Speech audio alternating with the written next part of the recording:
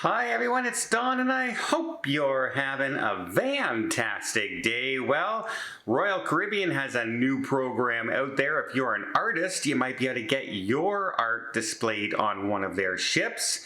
We have a new private island being announced. We have Cunard introducing something I thought I would probably never see on a Cunard ship.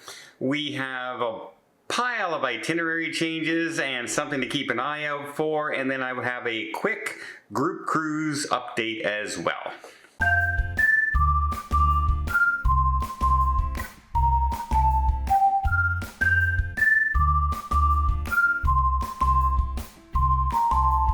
So first off, Royal Caribbean has come out with a art program where they are looking for local artists from the different destinations their cruise ships visit. The first one they're looking at doing right now is the Caribbean. So they're looking for local artists to submit art if you want to get one of your pictures displayed on their actual ship. They're looking for art now for the Icon of the Seas coming out at the end of this year, sailing next year. So they're, if you're an artist and you're in the Caribbean, they're looking for, true representation of people who live in the area,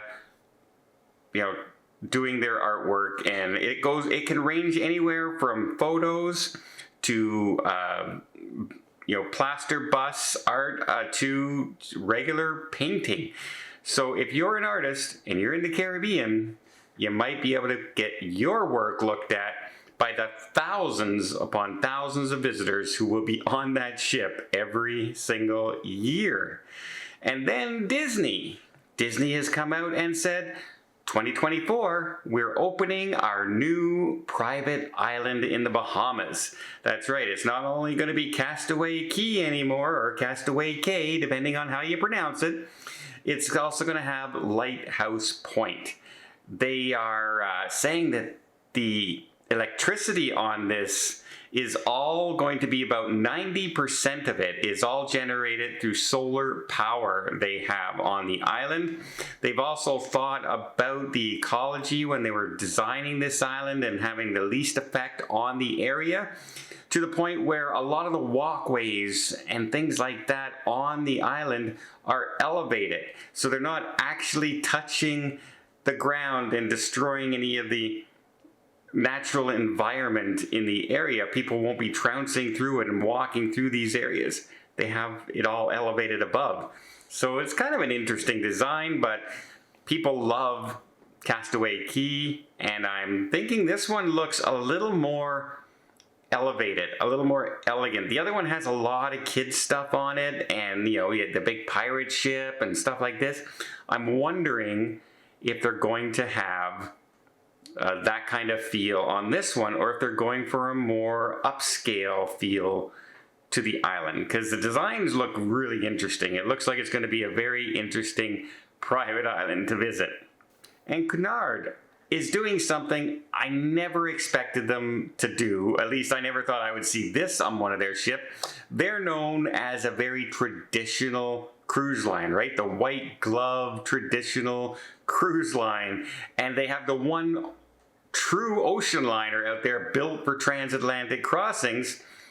Well, this is kind of a modern thing they're putting on. They're going with silent discos. Silent discos are coming to Cunard. Now, I've been on Cunard, and their clientele is average, I would say, is above my age. And I'm 60.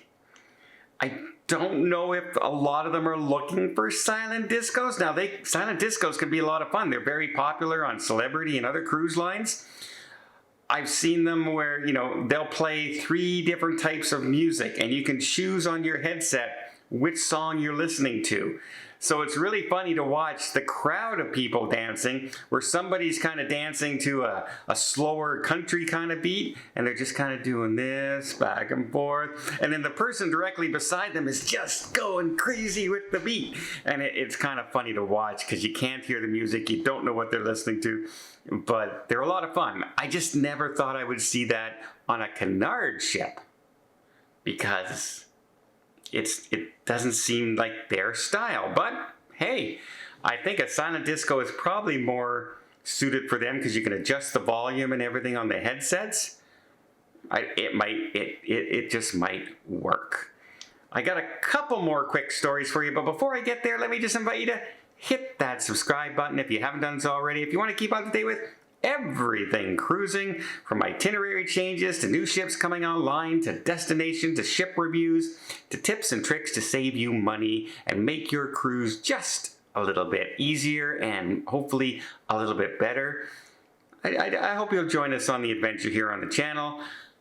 I really do appreciate it. Just hit the subscribe, it doesn't cost anything. Alrighty. Something to be aware of when you're going cruising. And a lot of people just take it for granted that what the cruise says is going to be your itinerary is going to be your itinerary. And you're hearing more and more lately about itinerary changes. And it can be numerous reasons. It can be a storm, so you can't get in the area. It can be something going on in the country you're visiting. They won't go to the area. They can have a mechanical issue on your ship. You're not going to be able to make your port, or they're going to have to change the port. Or like Norwegian just announced, yeah, we can't go to this port because there's just too many ships there that day, so they changed it to go to another port.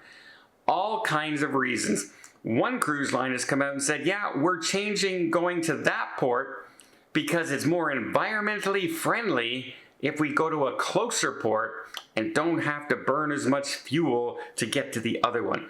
There's numerous reasons itinerary changes, and normally you will not receive any compensation for an itinerary change unless it's something like a mechanical issue along those lines, because it's something that's not, you know, if they just change it because, yeah, we decided it's too crowded there, we're going to go to another port, you're usually not going to get a credit or your money back. But if they have a problem with the ship, you may get a credit on board. It's not going to be $1 billion. It's going to be, you know, a $50 onboard credit that you have to spend on the ship or something along those lines. Unless there's a dramatic change in your itinerary, because like what happens in Australia right now when they're trying to go into New Zealand and they fail the test to for your cleanliness of your ship, of your hull. Well, if you miss 2, 3, 4 ports because of that, you'll probably get a much bigger refund. But a lot of people just assume, even though you're booking your cruise sometimes a year and a half, 2 years in advance, that that's the itinerary and that's where we're going to go. It can change at a moment's notice for multiple of reasons, which is always that point of I'm always saying you got to learn to roll with the punches, right? Don't take a firm stand that everything has to be this way. If you can go with a much more relaxed and easy attitude on your cruise, you're going to have a much better time. A much better time.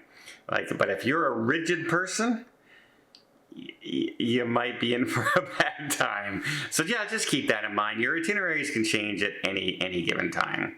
Okay, some quick group cruise news. I've been booking again some more people for the Alaska group cruise in 2024. The sale has changed since we first started this, but we have close to 200 cabins. I had to get more, and unfortunately, Princess took a while to get me those cabins that I could book into it, and we're into a different sale. It's still good pricing though, so don't worry about that. And if you have not received a message from me about your cruise and you sent it in, please send it in again. My company here has just gone to a new system with our emails where we had to change a bunch of things, because now we have two-step verification that goes through the phone and things like that. So people can, if they hack into our email account, they cannot access it yet because they need my phone to have a two-step verification, which is great because it really secures everyone's email and everyone's, you know, any credit card information that's there.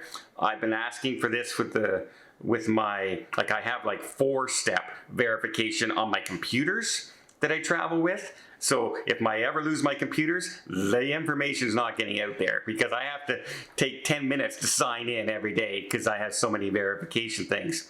Well, now my email has as well. So I'm glad about that. Also, if you're on the April cruise coming up, April 1st, the Discovery Princess, I've been fighting to get answers from Princess now for over a month and a half. I have to email this one. I can't even call in anymore. We used to call into the groups department. They used to handle it. Now we have to email this group support online email that we send it to. I've emailed them 4 or 5 times now and still haven't got a response. Trying to find out when our party is that night, what dining room we're going to be in, where, you know, et cetera, et cetera, et cetera. And they have not been very cooperative. I'm not really pleased right now with the group department on Princess Cruise Lines. The last couple cruises we've been in also didn't get our dining reservations right, and we had to fix it when we get on the ship. And I have a bad feeling I'm going to have to do that again. So if you're on my April group cruise with me, there will be a party. There also will, and I will let you know as soon as I know from them. I'll send you out an email. I'll do a video on it.